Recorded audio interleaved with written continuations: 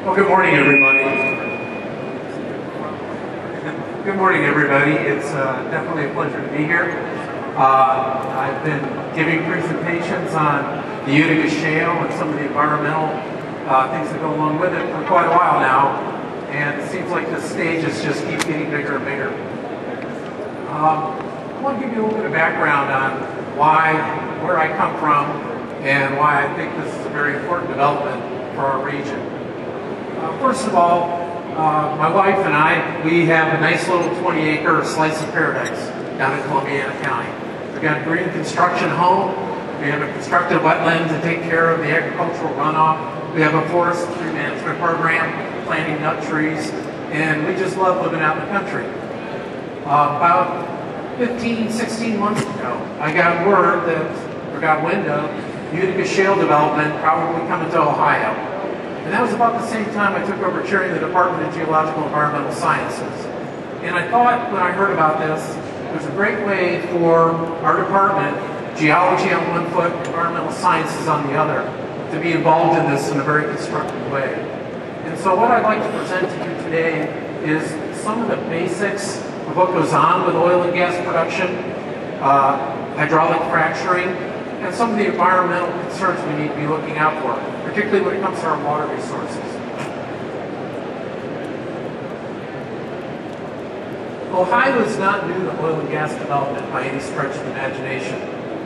Oil and gas development started in the late 1800s, 1860, and it's been growing ever since. We've gone through a number of stages of development. The map that you're looking at actually shows the distribution of oil and gas fields in the state of Ohio. And as you can see, eastern Ohio has got quite a bit of oil and gas fields. The red areas pretty much are gas. The green and brownish areas are pretty much oil.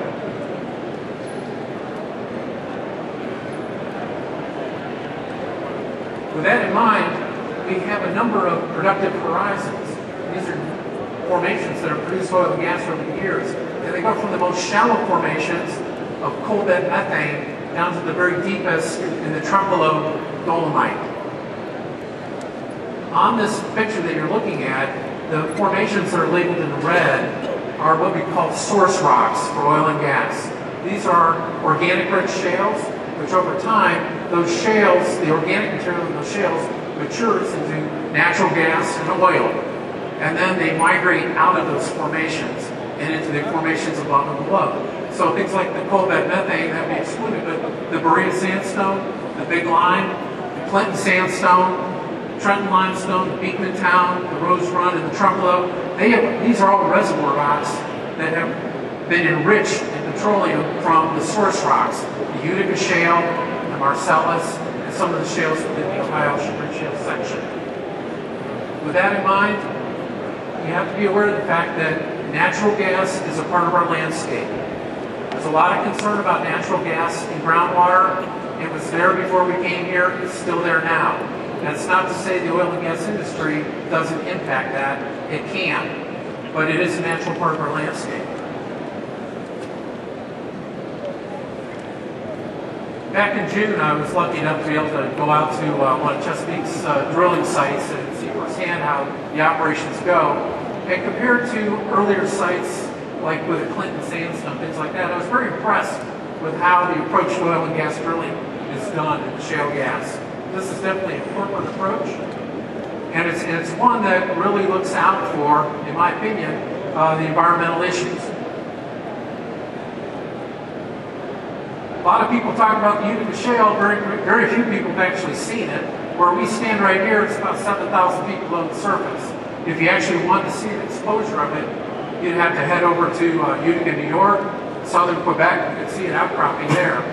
But we have a special treat for you today. If you were to head over to the YSU table, we've got some of the core samples from the Ohio Department of Natural Resources laid out. This particular core you see on the slide is from the Fred Barth well, and it's pretty much drilled, and the core was extracted pretty much in the heart of what is speculated to be the oil-rich zone.